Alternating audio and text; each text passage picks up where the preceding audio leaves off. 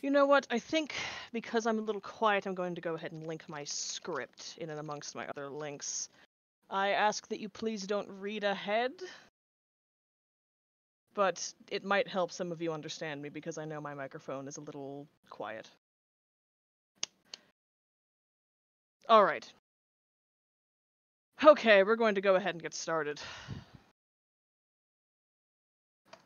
First off, there's a series of links in chat that may be beneficial, the script I'll be reading from, my Tumblr, the Fiction Kind Dream With, and my email, in case anyone wishes to contact me after the panel. I do try to keep my inbox open. Alright, let's get this rolling. This is Living with a Problematic Fictional Identity and Where to Go From Here. Greetings, people, creatures, and other beings. Welcome. This is a panel about how to live with problematic fiction-based identities, and I am someone with one such identity. My name is Goratrix. I'm a fictive. Back in my source of Vampire the Masquerade, I did quite a few bad things, the details of which I will not go into here or now.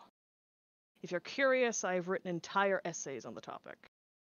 Suffice to say that many of my actions were morally repugnant to most, making me quite the moral quandary to some people who encounter me online in this strange reality I found myself in. Presumably, quite a few of you have had a similar experience, whether you be fiction-kin, a fictive, or something similar, or just know someone who is. Some of you undoubtedly have identities that are not as squeaky clean as some people would like. Perhaps they are voluntary, perhaps they are not. Perhaps you regret the things you, as in your identity, did, or perhaps not. Today,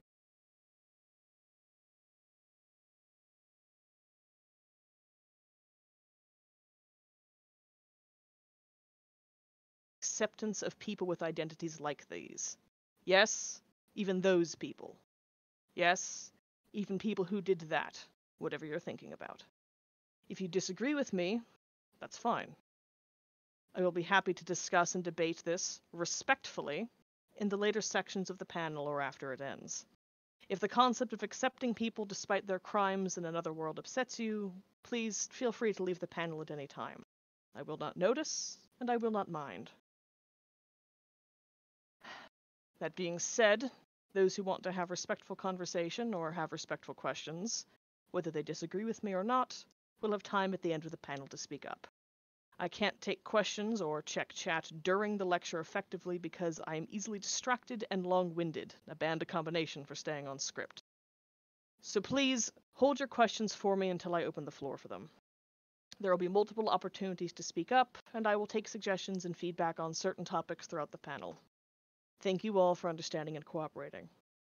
To head off one question, though, if you are wondering if I always talk like this, yes, I do. You get used to it. Special thank you to Chaya, Pale, Rani, and everyone else who gave feedback and or encouragement during the writing of this panel. I think I would have been reduced to ash without them. Get started. No matter what way you spin it, there are identities out there that people don't like. In a broad sense, this is more obvious. There are bigots worldwide.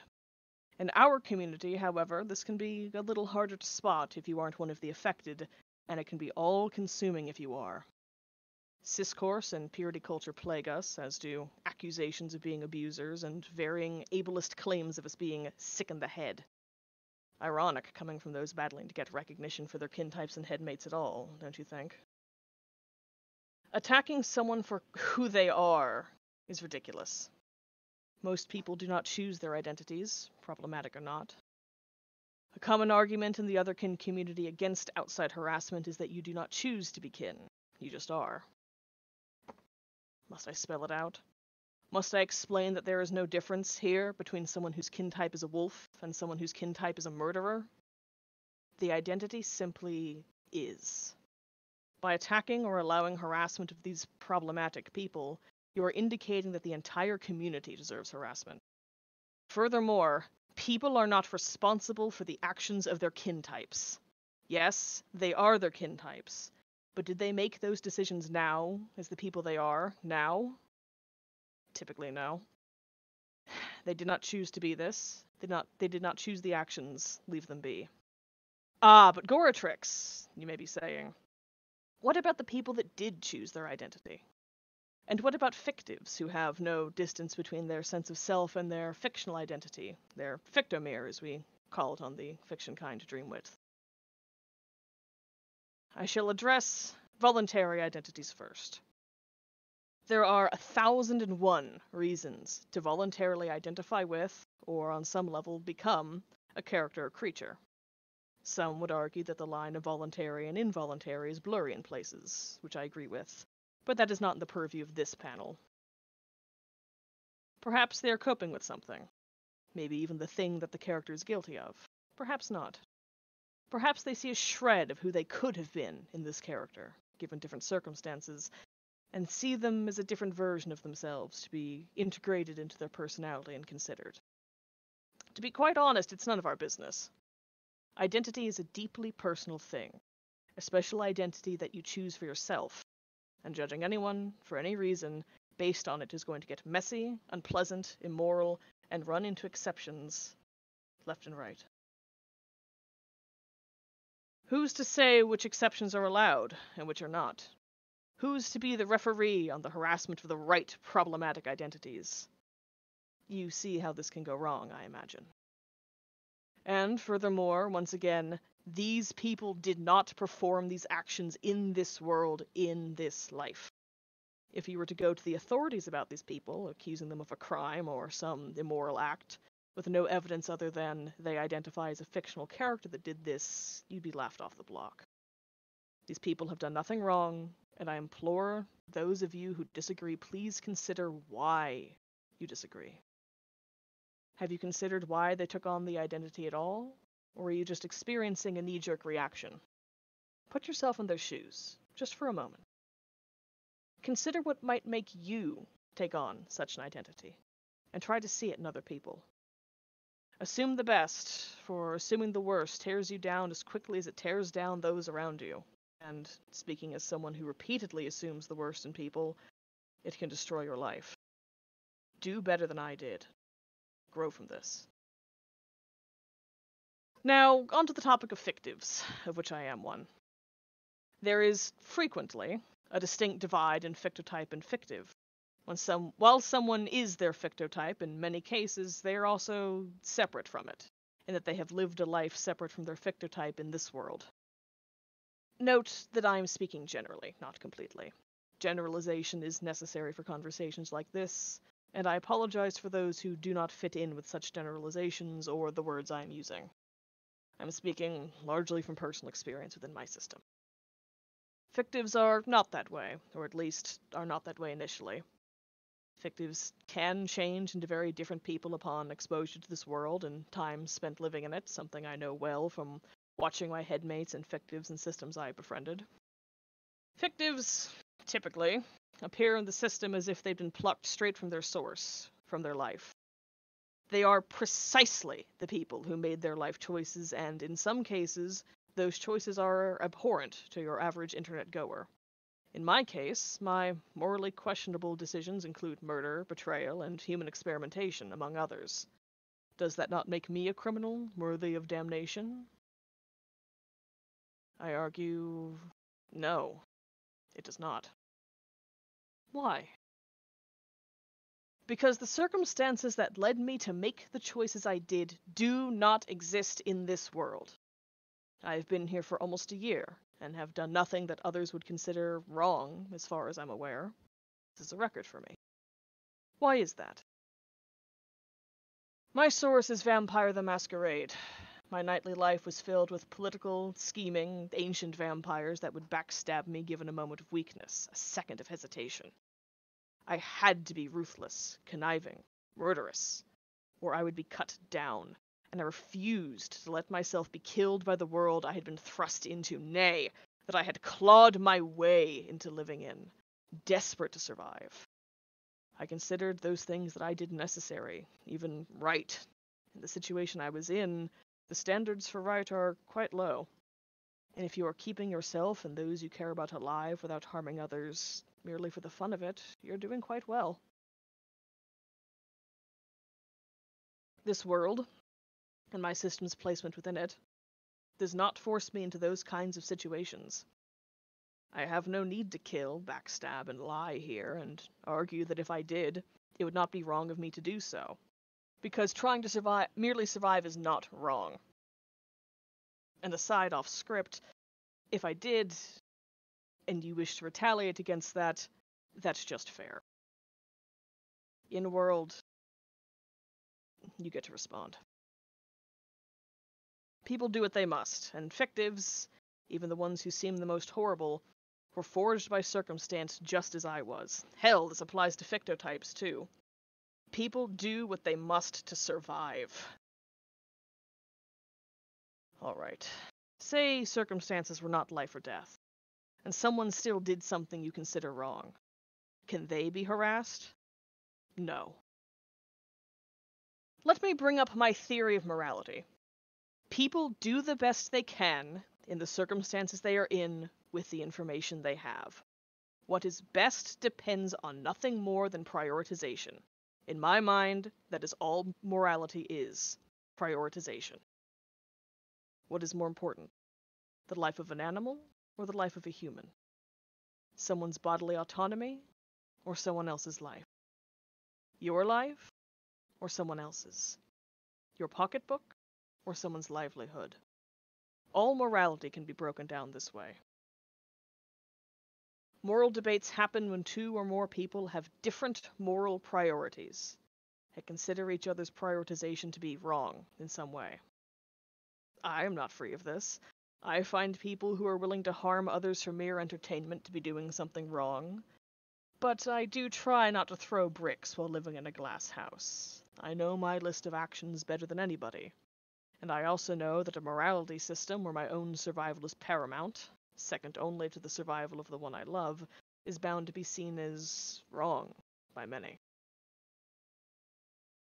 This does not bother me. My point in bringing this up is that few people believe that what they are doing is both wrong and unnecessary. People may do things they consider wrong to survive and hate every minute, or may do things they consider right unnecessarily. But people rarely do what they think is wrong for reasons they believe are unnecessary.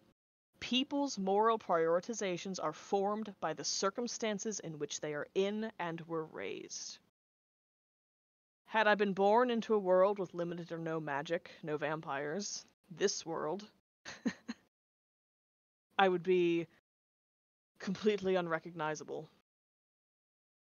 I would be a different man entirely, one that you likely would not consider to be problematic. If I had chosen to perform the same actions, unnecessarily, that I did back in my source, when I felt it was necessary, morally, for me to do, then perhaps I would be worthy of judgment or retaliation. Furthermore, anything I did in this world would be fair game, because it was done in this world.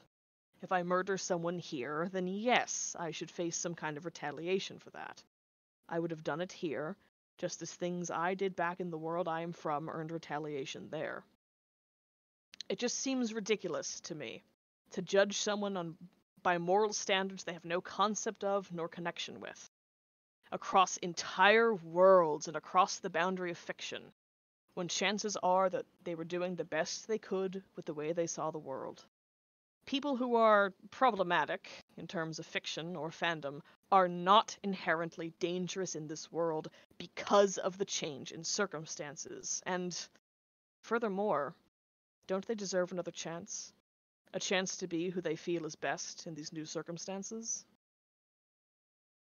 That being said, no one is obligated to interact with anyone else. If you cannot get over what someone did back in their source and are uncomfortable with them, fine. That's your business, not theirs. Avoid or block them and move on. Anyone is well within their right to refuse to interact with anyone for any reason. Harassment, however, is over the line, and I think you all know that. Identity is identity. Leave well enough alone. If you're one of these people, as I'm sure many of you are with a problematic fictional identity, you are not wrong for merely existing. You are not alone.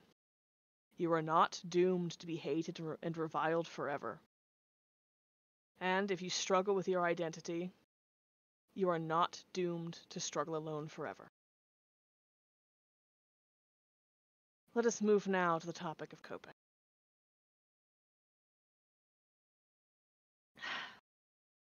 For fictives, it can be extremely traumatic to come to this world and find out how different things are here. To find out that what you did is so repugnant as to be seemingly worthy of constant harassment and no support. And for fictionkin, learning that your fictotype is someone that did things that you consider horrific can be traumatizing as well. Good God! I cannot even imagine learning that I am, or was, someone who did something that I would consider repugnant. Facing that and coping with it can be hard enough, without hordes of strangers getting on you about it. People do not need help in feeling bad for who they are. They do need help in accepting it and handling it in a healthy way. There are infinite types of trauma here. My suggestion, overall, is this. Approach it with the policy of self-forgiveness. I know it can be difficult, but listen to me. Remember my definition of morality earlier. You did what you felt was best with the circumstances you were in and the information you had. Forgive yourself for doing differently than you would do now. Changing your priorities, and thus your morality, is not hypocritical. It is growth. Let no one take that from you. Let no one take what you find precious in your identity from you, because it may be your past, a parallel present, or something that your mind latched onto because it was important to you. Let no one take this from you. Forgive yourself, if need be, and never let anyone make you feel like you cannot do that, or like you don't deserve to do that. Defend yourself from those who would wrong you for the things that were done in your source. My suggestion on coping and dealing with cruelty from the community is quite simple, but I've found it effective. It comes in two parts.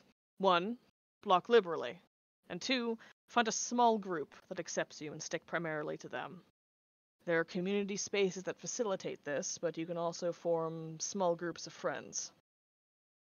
Discord DMs, email chains, Snapchat threads, whatever works for you.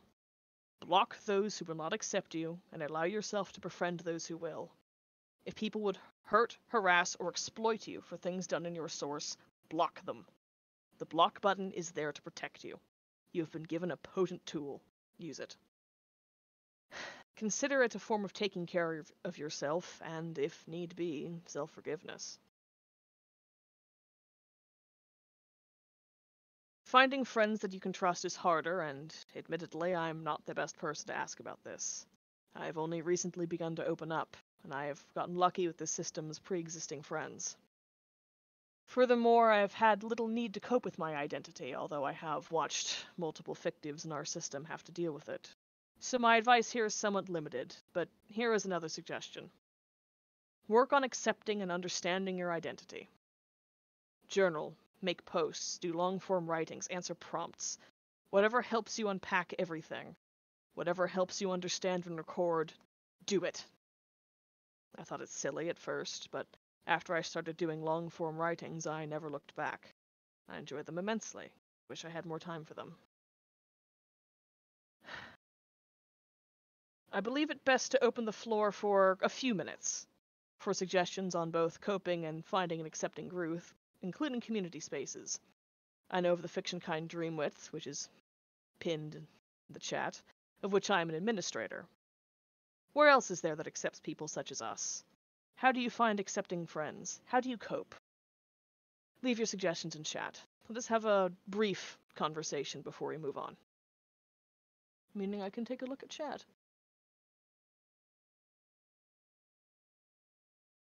But please save most of your questions until the end. We'll get there. I promise you we will get there.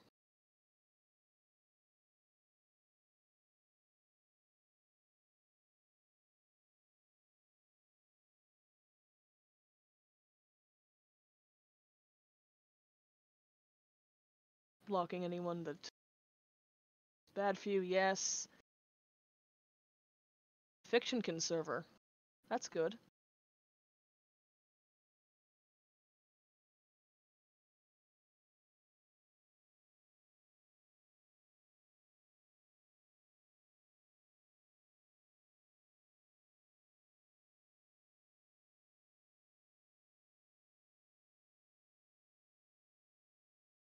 Also, if you don't mind, whenever you're answering questions, if you would repeat the question before you answer it, just for the record, that would be very, very appreciated. Yes, I will be sure to do that once we get to the questions portion. Awesome, thank you so much. You're welcome.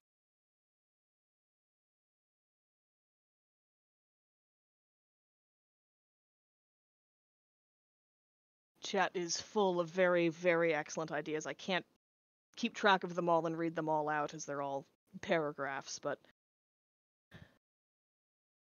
you all have good ideas. Thank you.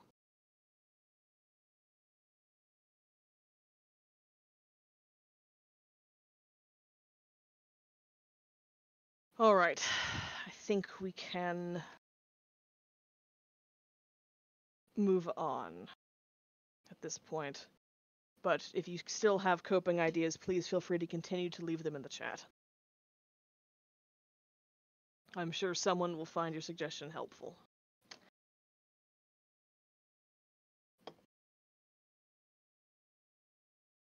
Let us continue now on the topic of healing and changing. I spoke earlier of morality being shaped by circumstance, and of our ability to alter our morality via reprioritization, something fairly common in fictives especially. After all, fiction kind tend to have their own sense of morality before awakening as fiction kind, as do those with heart types and most other identities. We are capable of doing this, changing from what we are and were, but I ask, are we obligated to do so? Must we become good people, model citizens of the world we now find ourselves in? I say no. As long as you're not bringing direct harm to others, it's no one else's business who you are, what you feel, what you believe. You should not be forced to change your very identity and sense of self just because someone else does not like it. The self is the most intensely personal thing about anyone, and it's no one's business but yours. However, I am also not saying that you should act with impunity here just as you would back in your source. Chances are excellent that you can't get away with what you would there, and if you're fictive, you could hurt your headmates or get them in trouble. I will not presume to tell you how to handle dealing with your headmates, or whatever word you use to describe them, but I would advise not harming them intentionally. Chances are you are stuck with them, possibly for the long run. Does it not make sense to try to get along with them? I would leave that in your discerning hands, however. I won't tell you how to live your life, but I will recommend that you think carefully about what parts of your behavior you want to perpetuate moving forward. This should always be considered every time you enter a new, drastically different situation. This is just one of the most drastic. When it comes to myself, as an example, I did not have to think on it much. I don't enjoy hurting people, I just did so out of necessity. Here, I'm not pushed to behave the way I did. My cutthroat sense of morality is key to who I am, and I refuse to abandon it. But the objectionable parts of it never come up, since I'm never pushed into dire straits here. I believe the worst thing I have done so far is threaten to block people who harass me, because I don't care enough to try to convince them on a one-on-one basis to respect me. What a nightmarish creature I am, truly. If you do not wish to change who you are, just as I did not, but also do not wish to do immoral things that would incite reasonable consequences, there is a balance to be struck between same identity and morals and new behavior, and that balance is different for everyone. I have worked out mine. You will have to take the time to work out yours. If you need a sounding board for that, my inbox is open, both on Tumblr and Discord. Perhaps you do want to grow beyond your identity, whether you be a fictive, or someone with a different kind of identity that influences you in ways you do not like. I think that, if this is something on your mind, it is a good idea. With this kind of thing, wanting it tends to mean you need it. Remember what I said about morality and prioritization. That is a matter of reprioritizing. For other parts of yourself, don't think about changing what already exists. Think about adding on to it, and the change will come in time. Pick up a new hobby. Make some friends. Play a game. Make a playlist of songs you like, but don't necessarily have anything to do with your fictional identity. Get involved in something creative, whether it be making or consuming, and relate to other characters. Modify your behavior in ways that make you happy. But remember two very important things. 1. Never change yourself because someone else wants you to. And 2. Changing who you are is not hypocrisy, it is growth. No one stays stagnant forever, even those of us who cling to our identities because we do not wish to move beyond them. Even as myself, as Goratrix, I grow and change, but well within the bounds of what people would still think is Goratrix.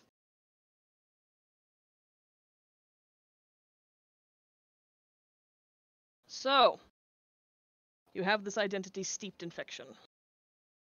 So you have heard all of what I've had to say thus far. Perhaps you are accepting this identity. Perhaps you are struggling with it. Perhaps you want to connect with and understand it more. Perhaps you have feelings you need to get off of your chest. Perhaps you want to move on from it. What now? Find community. I cannot express enough how much community has helped me in accepting my current place in this world, who I am, and why I did the things I did. And why I do the things I do now. I am changing, just as everyone does, and accepting that has been difficult. I am more social in a positive sense than I have been since my pre-vampirism days, which was about 1,000 years ago. And I had a hard time accepting that, until I began to make friends in the community who I legitimately enjoy speaking with. Communities of this type, I'm sorry to say, cannot be found in broad social media spaces like Tumblr or Twitter.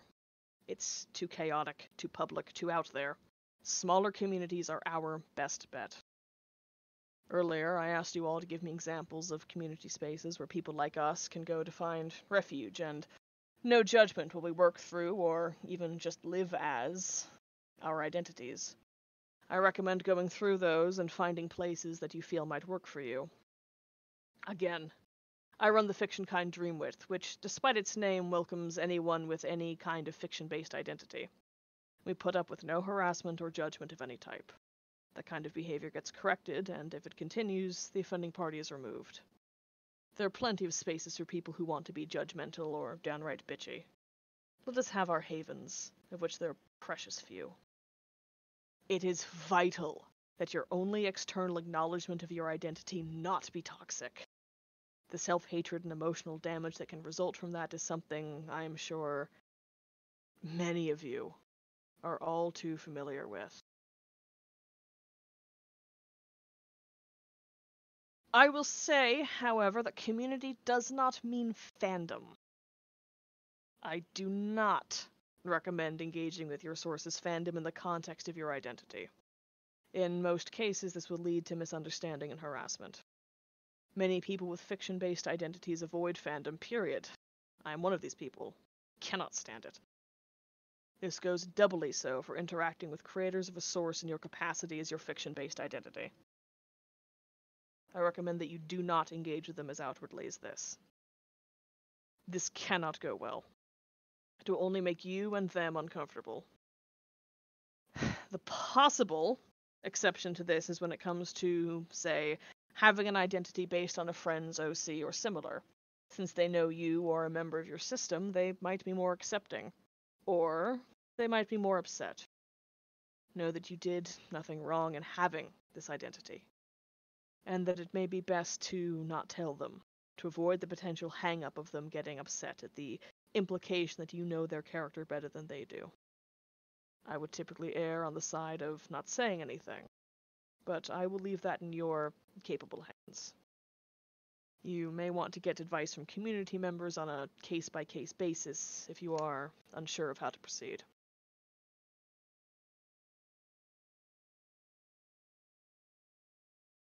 In addition to finding community, I recommend that you do writings on your identity. They don't have to be pages and pages long, just a few paragraphs journaling your experiences would do. Write essays if you'd like, or just bullet point thoughts. Answer prompts.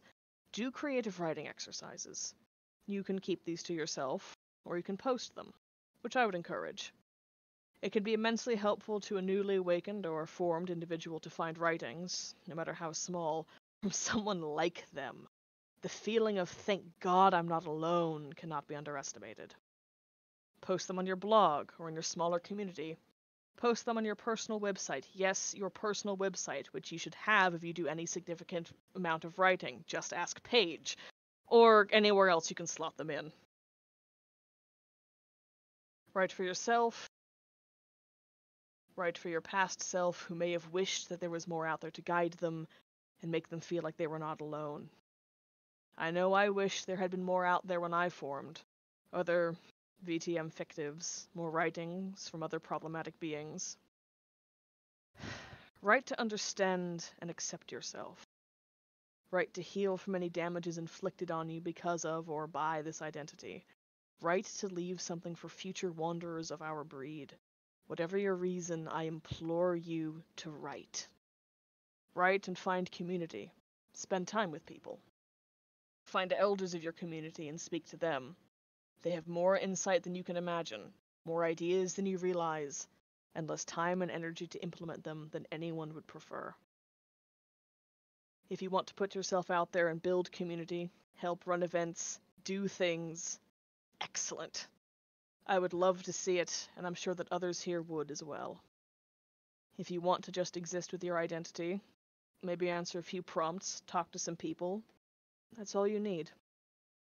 You need not do anything to deserve to exist as you are. You are more than enough, dear listener, and never, ever let anyone tell you otherwise. At this point, my long paragraphs of thoughts are over. I want to hear what you have to say. I made sure to get as much time as I could for you to ask questions, speak your comments, voice your concerns. This is your time. I am sure many of you have questions at least. Ask away.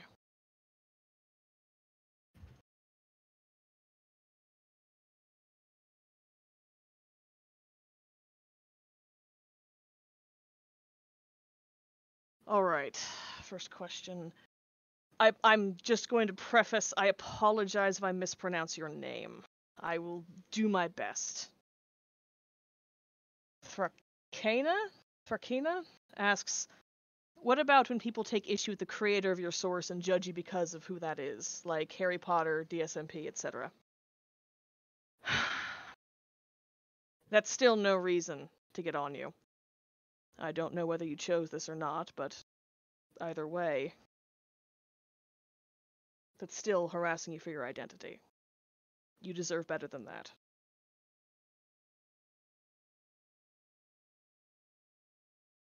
You can't help what those people do. Being blamed for what they did is ridiculous.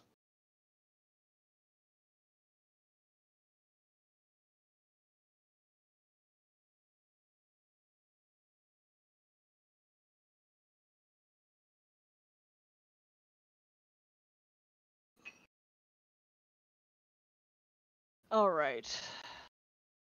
Poppy asks, what if I don't feel at all bad about what I did and I would do it again, despite how frowned upon it is in this world? Well, you're asking the right person. There's quite a few things I did that I don't regret. I wrote an entire essay on the topic of regret and why I can't do it. But frankly, people can get off your ass about it. Unless you do it now, here, you've done nothing wrong. I mean, obviously, if you killed people in your source, for example, and say you do it again, whatever, And if you actually shoot someone, well, I think then you've done something wrong, perhaps. But again, thoughts, desires, instincts, I think we of all people understand that those don't make you who you are. Think about how many people here have a prey drive. They see a cat run by and want to kill and eat it, and you're not throwing them in jail for that, are you? Let me check the... I have a question, if I may. Oh, go for it. So how can I, as someone who doesn't have one of these problematic identities, support people who do? Is there anything specific that I need to do? There are a few things, yes. You can, first of all, not harass them, which I believe is an easy step one. You can win by doing nothing. You can, if you'd like, defend them in public spaces when you... Most people. Just listening to them. Talk to them. Be willing to hear us out on what we have to say. Approach with an open mind. Just Thank as you you. would with anything else. Of course. Right. Put those. Alright. Oh goodness, we have questions rolling in faster than I can read them. Darwinism Hello. asks... Hello, hi. Hi. I have a question. Alright. What about if your source is a fan creation, such as a fan fiction or a fan comic that is considered problematic, but the original source that the fan creation is based on is not? What then? What are you asking, if the identity is then wrong? I'm asking it gets complicated then, what do you do in that kind of situation? It's complicated stuff surrounding that one in terms of feelings and all that. I would say approach it the same way you would any other identity. Try to work through how you feel about it. I can see why that would be complicated to explain to people, certainly, but I don't feel like it's necessarily that different than having a type from a problematic source in the first place. It's just a little more complicated to describe, I would think. Yeah, that's mostly it. It's just more complicated to explain and all that. That's always hard to explain. Thank you for your thoughts. I appreciate it. Of course. Alright, Darwinism asks how... Do I just go now? How do I go? Out of the... I have no idea. Okay, I guess I'm just here now. I'll just mute. You're just here. Welcome to the stage. You can't leave. Darwinism asks, how does one be publicly out and open while having a source like mine, nickname obviously, but also we want to be open about the details, we want to be safe, My advice is, if you're worried about harassment, either get ready with the block button or only be out in very limited communities. I know it's not necessarily what you want to hear, but really your options are limit who you tell or be ready for the storm if necessary. You could also play the respectability politics game, but I think we are largely agreed here that we don't love the throwing people under the bus for your own sake. Not that I'm saying you would.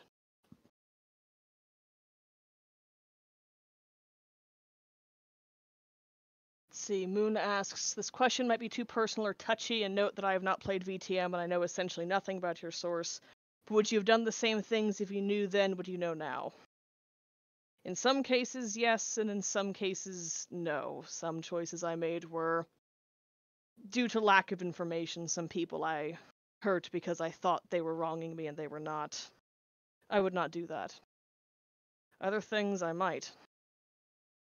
Sometimes one has to protect oneself.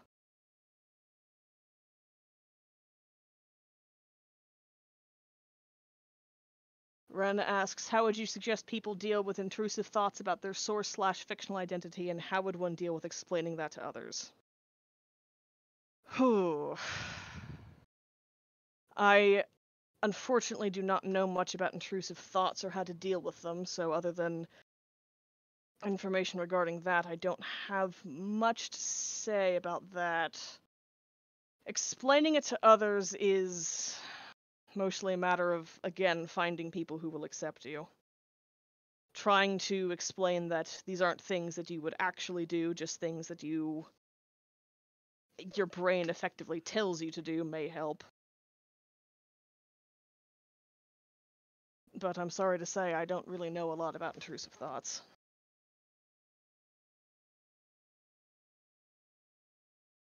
Sorry, I'm only able to keep up with the questions channel. I don't think I'm going to be able to keep up with the actual chat. I need to kind of focus. Clockwork asks, what can we do about exo-memories? We've tried to talk to others about our own. Because ours are graphic and harsh, others sometimes don't want to listen. We have a lot of fictives, including myself, who suffer from these things. Yes, I have some advice for you here.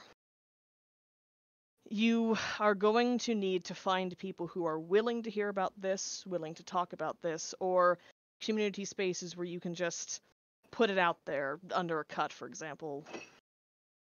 Dreamwidth is good for this. Since you can warn for content, put under a cut, and then just the people who are willing to interact with it will go and see it. As someone with a lot of extra memory stuff and extra trauma, I also have a piece of advice for dealing with that kind of stuff. Is that okay? Can I share that? Absolutely. So art is a great coping mechanism for that kind of thing. It's kind of a coping mechanism that's also used for a lot of, for lack of a better, one second. Gotta collect my thoughts for a moment. TLD art is very good for it. You can write about it, you can draw it, you can make edits and stuff about it. Art is a great coping mechanism for dealing with trauma of all kinds and memories of all kinds, including ex-memories and all that. Absolutely. It's part of why I suggested creative writing. It helps Yeah. it helps get it out of your head. It doesn't even have to be a word for word, I guess, recreation of it. You can draw like abstract. You can create abstract art as a way to get it out. Absolutely. Okay, I'm gonna go back into my stage stuck mute area now. Be gone to your cage. I actually did want to say something. I don't think anyone is a bad person or a bad individual for something that happened in their past life by any means, no matter what happened. Exactly. I a lot of people appreciate you doing this panel. Thank you. I also did want to say that my DMs are open to anyone who needs to vent about these things. I will not judge. As are mine. Actually, there's one more thing I need to say. All right. Fuck respectability politics. Oh, absolutely. All right. Next question. Hare asks, how about yourself taking issue with your source's creator? I once felt a profound connection to a character, but the author was outed for drawing very inappropriate things as pornographic material. This repulsed me to the point where I disconnected myself entirely as a reaction, blocking out all kin feelings I'd felt. That is a little more complicated. It's a little more... I don't know if you've managed to, quote, drop, unquote, the identity, or if you're just repressing it, but if it's a repression, if it's something you can't actually get rid of, I would advise not letting what the source's creator did stop you from having your identity. It can be very harmful to repress parts of yourself for long periods of time. Again, no one should be blaming you, not even you should be blaming you, for things that someone else did.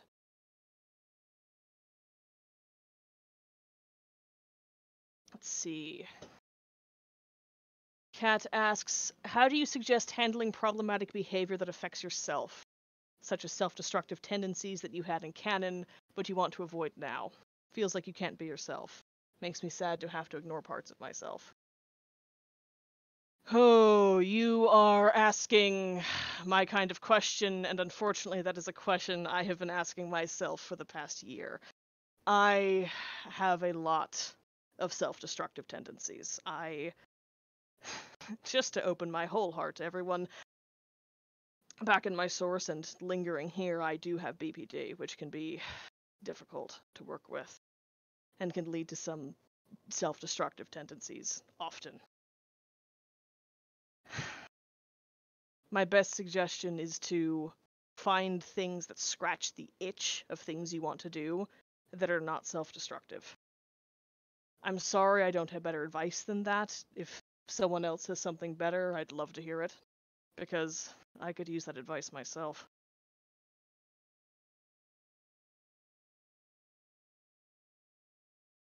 Opportunity to check main chat. Yes. Discord, please stop lagging. Cluster B gang. Plus, Cluster B gang, rise up. There is something to be done, I just don't know what it is.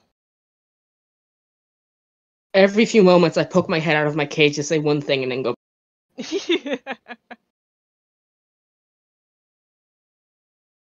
Alright, Windy Dreams asks, kind of related but also not, what if your kin was in love with a problematic person, specifically one who abused your kin in particular? What would you do with those feelings? Oh, all the questions that come for me.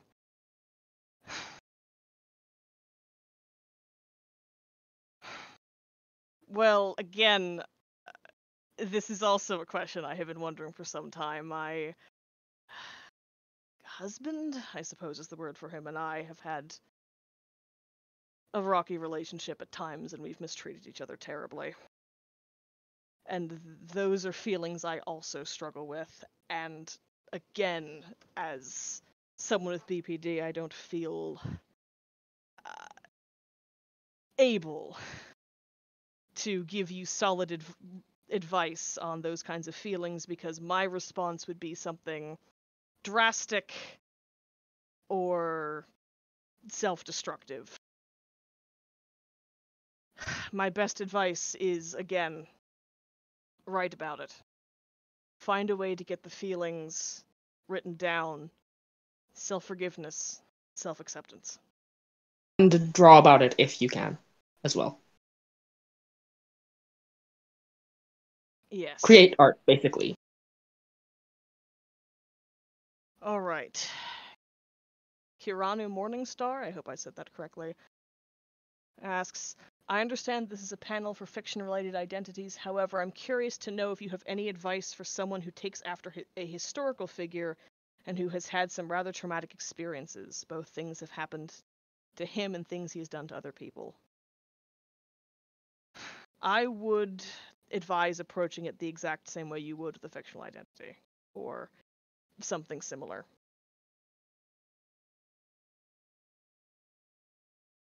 If you are traumatized from it, try to work through that. If you have complicated feelings, write about it. Find people you can talk to about it.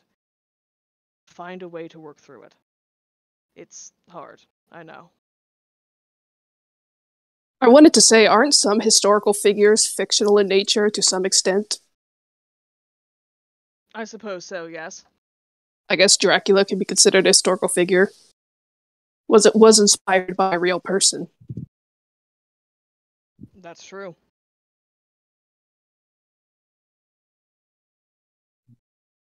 Alright, CJ asks, any tips for dealing with your source being a trigger to your system? Oof. First, you have my condolences. I am so sorry. Second, please be aware I'm not a mental health professional. This is not professional advice. My best advice is to try to do whatever work you would do to reduce the effects of any trigger. I know that there is professional help out there. I also know that professional help is not always the answer for everyone, whatever reason you may have. Getting rid of an identity is difficult, if not impossible. I would recommend trying to work through whatever makes it trigger you, if at all possible. But I know that it's difficult, if not impossible.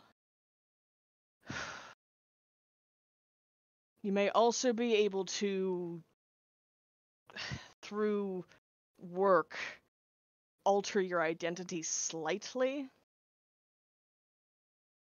That's not really well within my realm of knowledge. But, God, you have my absolute condolences. I'm sorry. That's sounds difficult.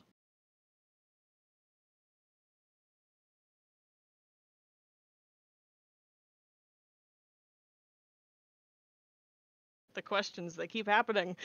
I get through 3 and there's 10 more. Oh, this is why I saved plenty of time at As the end. I someone, enjoy this immensely. as someone who has the source of one of our co-hosts as a trigger, you also have my condolences. Ugh.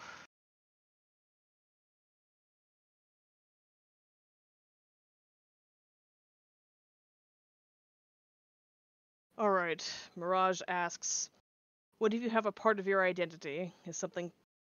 What if you have a part of your identity is something caused from trauma in your past life, as if you did something bad there and kind of blocked it out in your source, and now it's kind of just back of your mind knowledge? Huh. I think my brain isn't working.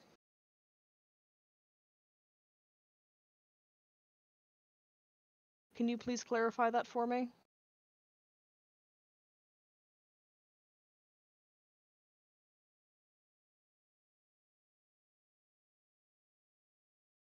Because I am not sure what that means.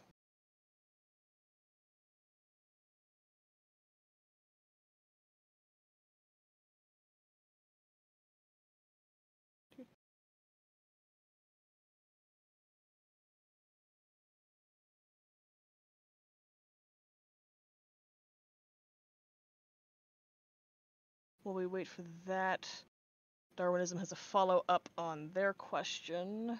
Was being publicly out and open IRL. I have no advice for that. We are not open in person at all. My only experience with that is that I've told 1 or 2 people close to us in real life, but it's not like a public out, like in public, like, out kind. It's just people who are close to us that we've told personally in real life.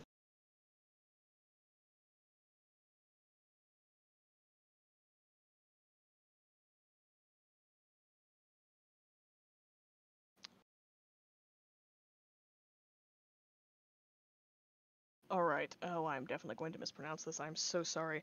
Prince Vry asks, what about people who do regret their actions? We can't apologize to the people we hurt since we were not that person anymore, so how do you suggest we deal with those feelings?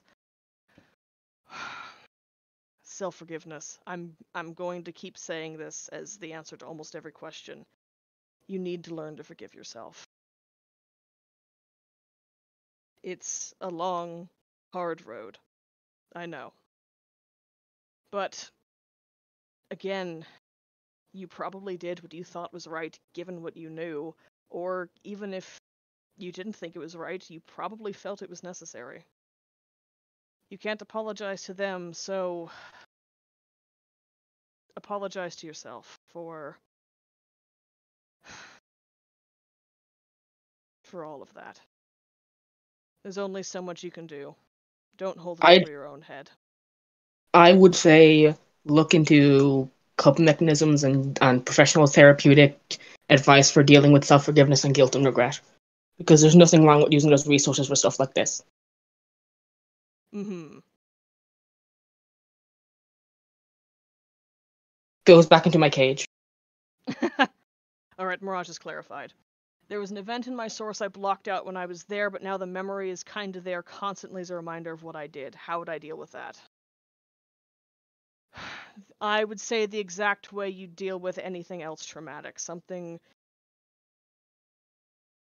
You're going to need to work through that, or if it's something you did wrong and it keeps reminding you, again, self-forgiveness. Find people to talk to about it. Do art. Do writings. I know how you feel. Believe me, I very much wronged someone back in my source, and now they are in my system with me as a constant reminder that I wronged them, and they do not let me live it down. It's rough, I know. And if you're wondering, no, I would not wrong them the same way I did. In hindsight, it was stupid and unnecessary. Oof, condolences. Alright, scrolling back up.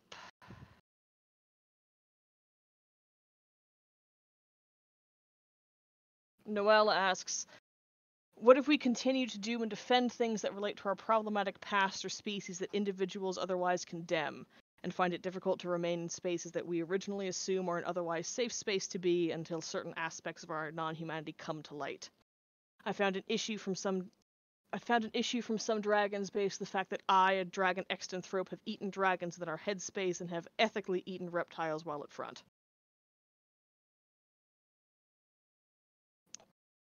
You're not going to...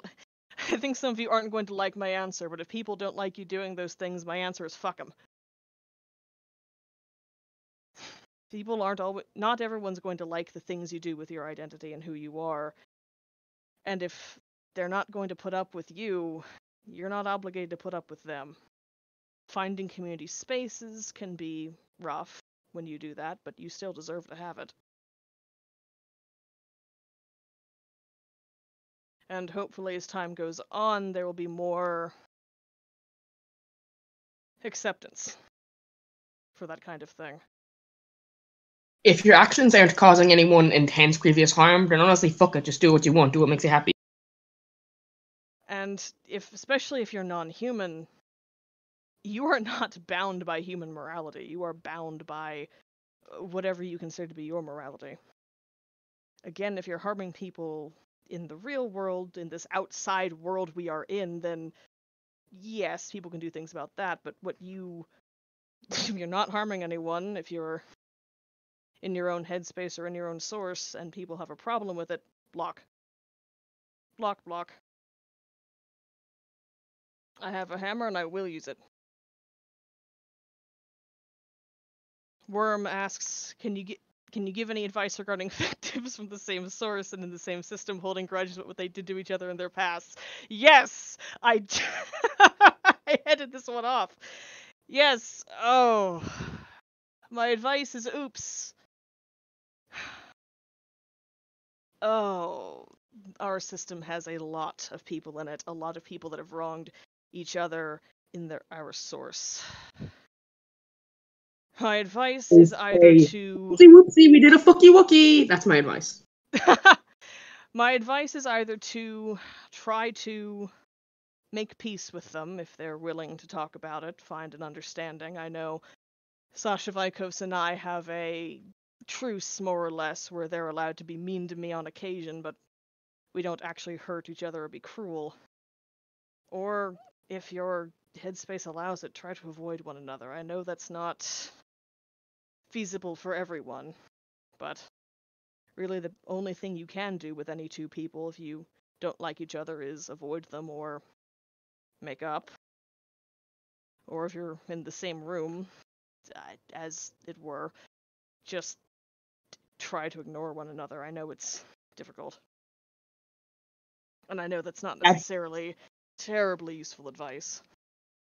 That shit's difficult as hell. That'd be making you like a walking soap opera, basically. My life is a walking soap opera.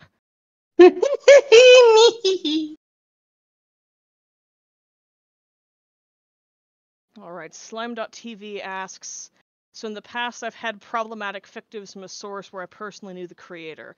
The creator and I are now on bad terms. If these fictives become active again, how can I go about dealing with it? These fictives are very talkative and I knew a lot about their source.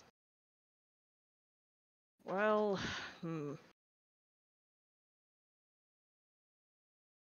That's a little tricky. Again, Hang on, let me think.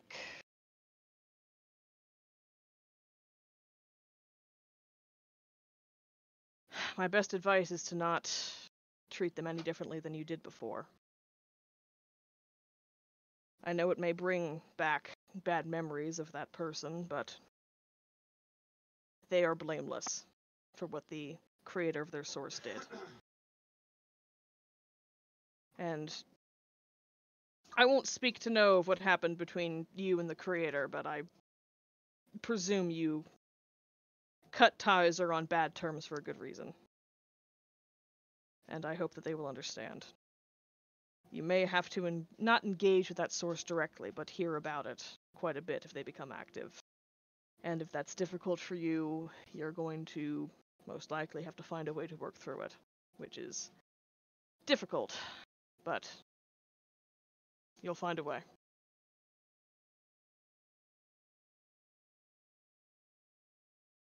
Katra asks, how do you get people to see you as you are in all of your problematic glory instead of pulling the fictives aren't the same as their source woo, they're interjects? I am tired of people separating me from who I am in order to make me less problematic.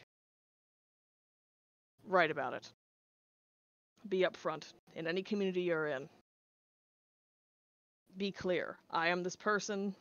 I am not sorry. If you don't like that, unfortunate. They're welcome to avoid you if they don't like it. But I think the reason people understand that I am in my problematic glory is that I entered the fiction kind community before I took it over, writing about the things I'd done, the people I'd hurt, and the fact that I don't regret quite a bit of it. Some, somewhat, but most, no. I am who I am, you are who you are, and if people try to take your teeth, bite down on their hands.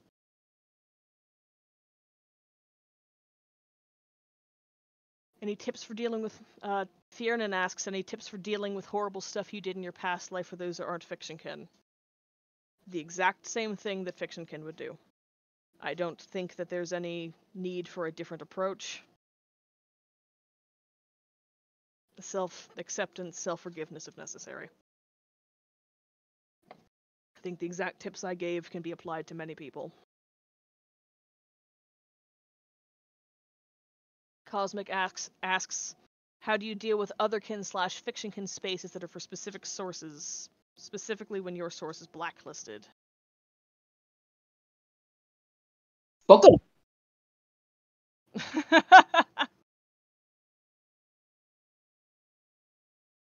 If your source is blacklisted in a space, that's clearly a space that is not going to be welcoming to you. I recommend avoiding them wholeheartedly. You're not going to get much out of a group where they won't let you talk about who you are, or if you feel unwelcome. You're not obligated to stay anywhere that you feel unwelcome.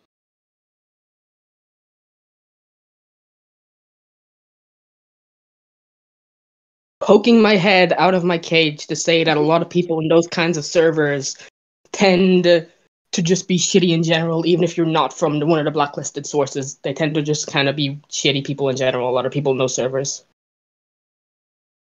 Mm-hmm. Fuck them! my guest panelist who's here to say fuck 'em. Oh, ideal. Kiranu Morningstar asks, I know I've asked a question before, but since we are on the topic of headmates doing things humans don't approve of, I'm wondering how to deal with us who are vampiric and don't wish to hurt headmates when we need to feed. We're still figuring out how our inner world works, especially since it sort of reset and became rather empty from the host's point of view. I also have a vampiric kin type, so if I am ever able to properly access the headspace someday, this might be useful for me as well. This might seem like a good question for me, but I'm afraid to say in my headspace, the vampires don't need to feed. My best advice is ask for permission, don't take too much, be cautious. Unfortunately, as the host would say, the vampires here are kind of, quote, just vibing, unquote. Jem asks, what would you recommend to read on systems, sources, and headspaces? I know it's a tall order to have an exhausting writing on it, but what, in your opinion, is the best intro to the topic? Oh, I don't have good plurality links on hand. Does anyone in chat? Can someone in chat start sending some links? I know we have a few people who have whole archives and lists of things here. Pokes my triangular head out of my cage. Healthy Multiplicity, the website Healthy Multiplicity isn't perfect, but it is a good starting point. It's a good starting point. It's one of the starting points we used when we were first realizing we were mixed origin and not just Dramagenic. Anyway, pokes my triangular head back into my cage. Bison asks, this may be slightly out of scope for this panel and sort of overlaps the previous question, but I'm questioning a kin type of a content creator's OC that is based on a popular book series.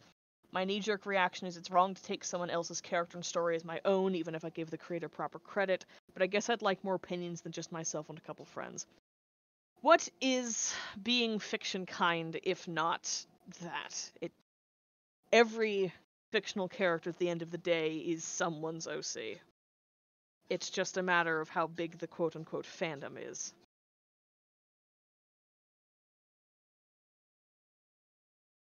Maybe some people would protest to this, but again, if it's a kin type, especially if it's an involuntary one, that's not your fault. And while I don't recommend letting those people know that this has happened, the identity is your identity. Make of it what you can and what you will, and don't suppress it. That won't do you any good.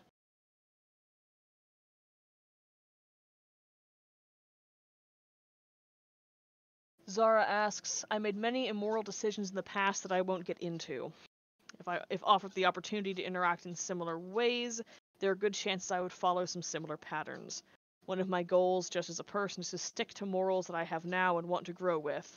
So how do I reconcile that with the knowledge that I would still do things wrong if afforded the opportunity?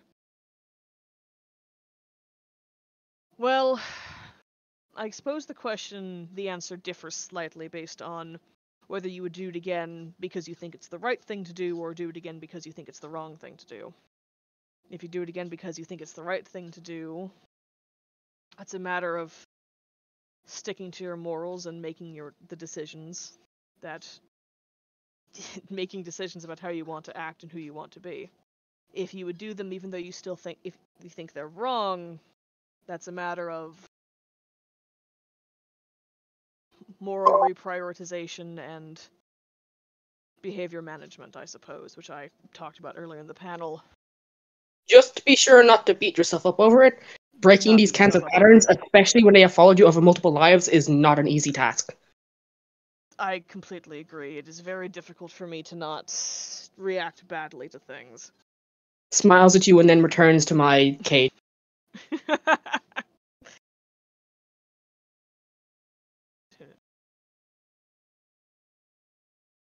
Climb asks, what is the best way to start accepting that some people will just not like you for the stuff you did? That can be difficult, but it's really just kind of growing on the idea that in life there are some people that just won't like you. If they're being shitty about it, fuck them. Block them. It can be hurtful when someone doesn't like you for things you did, or in some cases things you didn't do but your identity did, if that's a sense of distance you have. But you have to do... I know it's going to feel very personal, and in a way it is, but you have to do your best to not take it personally. You have to consider it, they won't deal with this kind of thing as a blanket. You happen to fall under the blanket. There are billions of people in this world. There are other people who will accept you. I promise. Honestly, as long as they're not being shitty about it, as sad as it can feel, it's probably best to respect their boundaries. If they're not being shitty about it. If they're being shitty about it, fuck them. Chaotic asks, actually to add on to this, which is about the OC kin, how do you deal with people who directly say you cannot kin their character? Well, if you would be voluntarily forming an identity, don't. Would be my recommendation if you don't want to get backlash from them. If it's, If it's involuntary, then just don't rub it in their face. If it's involuntary, just don't go rubbing it in their face, basically. Yes, if it's involuntary, that's not your fault. You can't help it. Don't tell them about it. God, don't tell them about it. Don't be like, haha, fuck you, I did it anyway. Because that's just not a good thing to do. Yes. If it's involuntary. What was I saying? Sorry, I'll go back to my cage. I appreciate your input, but please make sure I'm done speaking. Thank you. I appreciate it. Yes, if it's involuntary, that's... there's nothing that can be done about that. Just don't tell them, then it's none of their business what your identity is, and then move on. Let's see.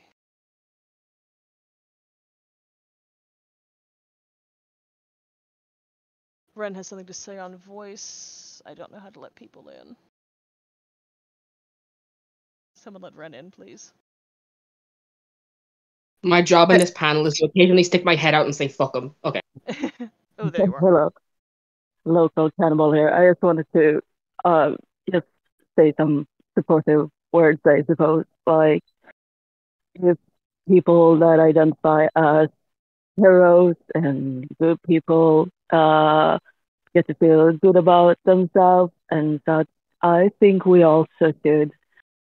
Yes, like, yeah, we know we've done bad things, but we own that, and we should own that we are, different, but like we're not that full person anymore. We still have the thoughts and the feelings and memories and whatnot, but we're a different person. We know who we are, and yeah, we can just own all the uniqueness of ourselves. And yeah, I don't know. It's just that, I guess. Just fuck him. Yeah.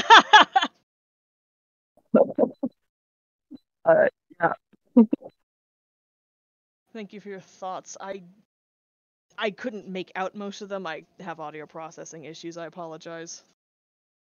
But from what I heard, good things. From what I heard, based. Based.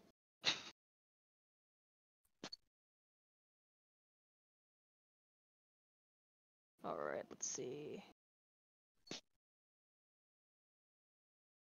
Bottom of the questions channel. Whew.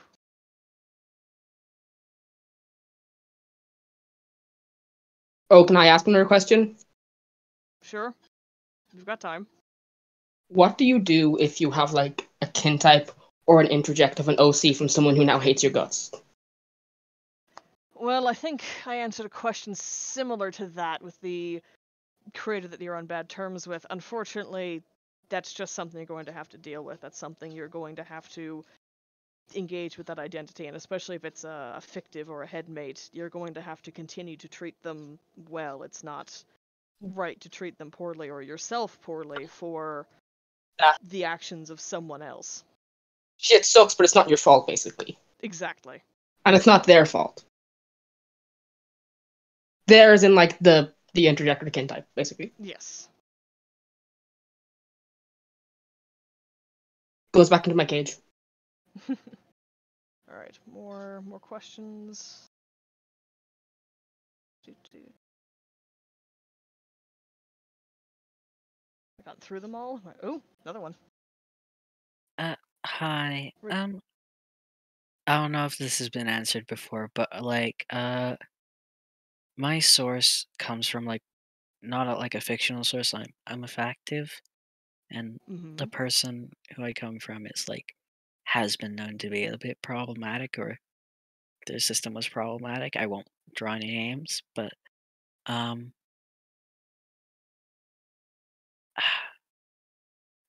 do I deal with people like who have experienced the source that I come from and sort of distance me from that source so that they don't get like triggered or whatnot?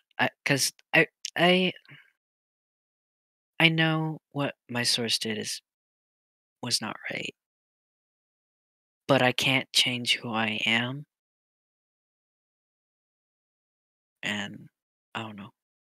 When it comes to keeping other people from getting triggered, as much as my best advice is to let them take care of themselves, don't seek them out, obviously. Yeah. Don't go upset them intentionally, but it's really their job to keep themselves safe. Mm-hmm. Yeah. You are not Like if- responsible for the actions of someone else, even if that someone else was kind of you. Like if they go looking for you and then are all like, "Oh, you're such a shitty person, you're triggering me," that's kind of on them because they went looking for you, you know. Yeah. They looked under a rock Fuck 'em. and went, "Why is there dirt under this rock?" Because Yeah. you're outside and you looked under a rock. I think. Fuck 'em. Yeah. But I think I'm understanding it a bit more because, like, yeah, while my source did do things bad, I think sort of reconciling with it, reconciling with it, like with those mistakes that have been made, and sort of moving forward might help. Yeah. I think so, yes. I wish you Yeah. the best of luck on that. Also, I hope I'm not taking up too much time, but another headmate wants to speak about. Go for it. Hi. Well, that was a switch and a half. Feel you. Yeah, I'm not too familiar with my own source. I haven't fronted a lot for it. I'm sort of dealing with the whole fact that I did horrible things, TM, and there's just been a lot of drama around me in general, or other versions of me in other systems, and no, boy, it's a mess. And I'm trying to sort of just reconcile with what those other sort of versions of me coming from different canons did in their systems that were just clearly not okay. In this happening in this life, and also just that combined with what I did in my past life and how it affects just my friend group and my relationships. And I don't know, any tips? I don't know. It's a long thing. It's the same self-acceptance, self-forgiveness, and making sure that people are going to accept you, and if they're not, don't talk to them. Mm-hmm. It's a very personal, very difficult journey for everyone. I know. Yeah. I guess But- like I sort of already knew it, but just hearing it from someone else is I really know. powerful. Thank you. You're welcome. Of course you're welcome. All right. All right, we have some more questions in chat and also more people joining. Let's get the 2 chat questions, and then we can get more people in call. Ritsu asks, this might be overlapping on the abnormal instincts, but how do you deal with more violent acts that you perceive as acts of affection from your kin type but can be dangerous to humans? Oh. Can I say something about it? Absolutely, I need a moment. I can't say whether or not this is 100% possible for you because it all depends on what those violent but affection acts are. But for me, I kind of try to form more subdued versions of those actions that are less super violent and aggressive, and can I do those? Good call. Like instead of biting people affectionately, I might, with permission, very lightly kind of mouth them. With permission. Instead of full on biting, kind of mouthing. With permission. Not actually biting down or anything. You get me? Yes, I think this is probably a better question for the Abnormal Instincts panel, as I don't get to those very much. Yeah, I figured. That's why I'm I figured. a little As someone, human-shaped. I'm also a little toon human shaped, but I have kin types that lead to these kind of urges, so I figured I'd give a little bit of advice since, I have experience with it. I thought it would be cool of me to give a little advice. Okay, if I say something? Sure. Yes, go to my So, my system in general has to deal with a lot of that. I mean, 99% of us are vampires, so what are you gonna do? And for some of that affection stuff, especially in terms of love language type shenanigans, even if it's not acceptable and you know you can't do it in public with just general people that you know, if you still want to do that and take the edge off of it somehow, there's interactions with your headmates in your system if you have one, because I mean, as long as everything's healthy and consensual and it's, in the headspace, there shouldn't be many problems there. But in terms of interacting with other people, something that I found helpful is roleplay. So, like text chat, etc., stuff like that. You can, as long as the other person's okay with it, you can kind of mime out whatever behaviors that you're needing to perform without actually hurting anyone physically. That's good advice. Thank you. Someone who does that a lot, I can confirm that this does help even like a little bit. And every little bit is help. All right, Hi. next up. Ooh, Oh, sorry. Is it right if I just go for it. say something? Cool. You might hear my cat meow. If you do, you're welcome. Okay, my cat is here too. Yeah, awesome. Cat supremacy.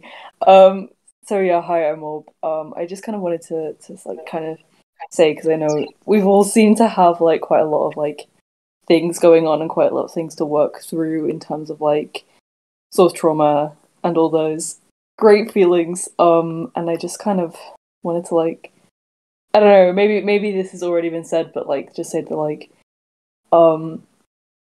it's okay to like have those feelings, and that there you go, there she is. And like I don't know, I know that I sometimes feel like I need to like belittle them because it didn't really happen. Or I don't know, and I think it's quite important to just like be okay with the fact that like you feel a certain way, and like you're allowed to have that feeling, and it's important to let yourself feel that. And because I don't think it's helpful or constructive in the long term to like suppress and ignore things, and it's really good to find like healthy outlets like art or playlists, copious amounts of Mitski on the Kinstagram story, whatever it is. The Mitski, of course, the Mitski nods. Oh Nods at yeah. you. Pondering my orb, as you say that you listen to Mitski a lot for kin stuff. Pondering my Yeah. orb. Yes, please ponder. Yeah, I don't know. I don't know if that is helpful, but I just kind of want to say that. And also, if anybody wants to chat about like complicated feelings about sources, or especially if people want to talk about like complicated feelings towards other people in their sources, that is something I am very qualified. And please feel free to hit me up. Thank you for letting me come on. I'll stop rambling now. Of course. Everyone in text chat listening to Orb speak be like pondering their orb. All right, let's get a question from chat that's been. By the way, patiently there's waiting. 8 minutes left in the panel. I know. I want to hit one more question, and then I'm going to get into my wrap-up spiel. Okay. Further questions can be PM'd to me or otherwise asked elsewhere in the con. Dash asks, what can we do when people try to weaponize us, justifying our right to exist in alter-human spaces, despite the problematique nature of our Fictomir, in regards to justifying their own real-life abhorrent actions and trying to argue that they therefore deserve space in alter-human communities and groups? Whew. What people do in this world, in real life, is different than what is done in Source, and in many cases, in the headspace. My best advice for this is to make that very clear. Every time they bring it up, rebuff them with that. What you have done and what I have done are very different. There is a difference in place, there's a difference in time, there is a literal world of difference.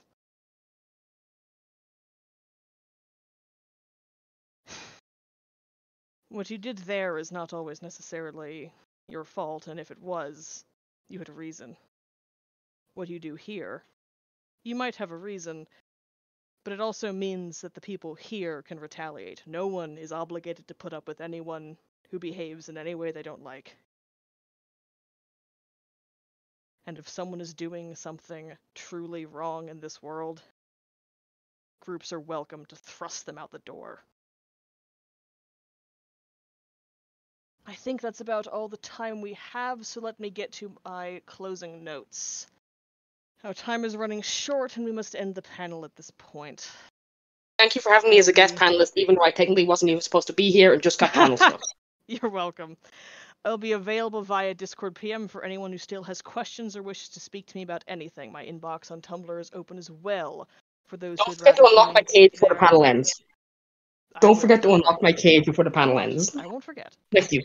Thank you. My inbox on Tumblr is open as well for those who'd rather communicate there or send me something anonymously.